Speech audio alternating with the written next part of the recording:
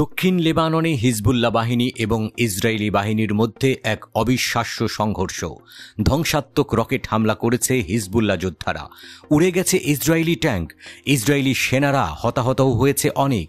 Israeli বাহিনী লেবাননের সীমান্তে অনুপ্রবেশের চেষ্টা করতে গিয়ে এখন পালানোর পথ খুঁজছে।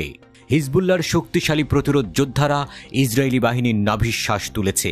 হিজবুল্লাহ বাহিনী তাদের দক্ষতা এবং প্রতিরোধের শক্তি প্রমাণ করেছে।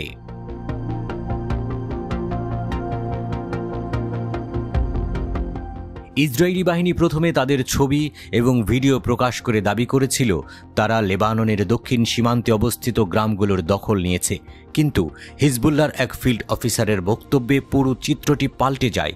তিনি জানিয়ে দেন এই ছবি এবং ফুটেজটি প্রায় 1 কিলোমিটার দূরের একটি এলাকা থেকে তোলা হয়েছে, যেখানে কোনো বাস্তব দখল নেই।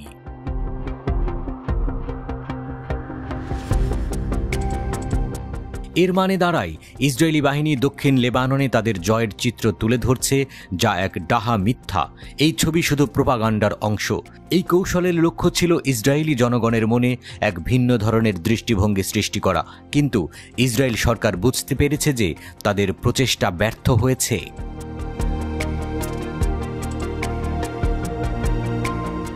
হিজবুল্লাহর যোদ্ধারা একের পর এক শক্তিশালী হামলা চালিয়ে যাচ্ছে। সকালেই তারা একটি মেরকাফা ট্যাঙ্কের লক্ষ্যবস্তু করে। রকেটের সাহায্যে ট্যাঙ্কটি ধ্বংস করা হয় এবং এতে ইসরায়েলি বাহিনীর সদস্যরা হতাহত হন।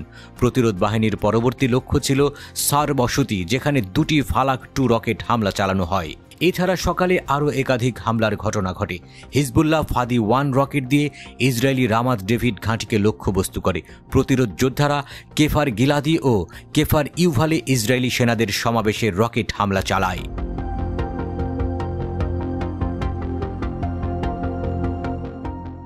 দক্ষিণ লেবাননের গ্রামগুলোতে শক্ত উপস্থিতি রয়েছে। এই সংঘর্ষ কোথায় গিয়ে শেষ হবে? দক্ষিণ লেবাননের গ্রামে সীমান্তের কাছে যুদ্ধ প্রতিনিয়ত তীব্র হচ্ছে। লেবাননের সীমান্ত আদাইসেহতে ইসরায়েলি বাহিনীর আক্রমণ প্রতিহত করার দাবি করেছে হিজবুল্লাহ বাহিনী। হিজবুল্লাহর প্রতিরোধের মুখে পিছু হটতে বাধ্য হয়েছে ইসরায়েলি সেনারা।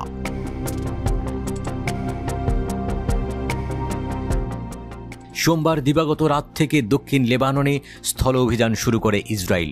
স্থল অভিযান শুরুর পর থেকে এ পর্যন্ত বেশ কয়েকজন কমান্ডার সহ প্রায় 250 জন হিজবুল্লাহ যোদ্ধাকে হত্যার দাবি জানিয়েছে দেশটির সামরিক বাহিনীর মুখপাত্র লেফটেন্যান্ট কর্নেল নাদাভ সোনানি।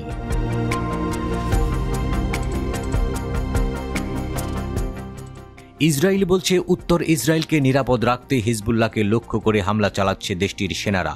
তারা সেখানে বোমা হামলা বাড়িয়েছে। গত সপ্তাহে দেশটির সেনাবাহিনী ঘোষণা দেয় তাদের সেনারা দক্ষিণ লেবাননের বিভিন্ন এলাকায় স্থল অভিযান শুরু করেছে। গাজার মতো লেবাননেও কি একই পরিণতি হবে আইডিএফের? গাজায় হামাসের প্রতিরোধের মুখে কোনো লক্ষ্য অর্জন করতে পারেনি ইসরায়েলি বাহিনী।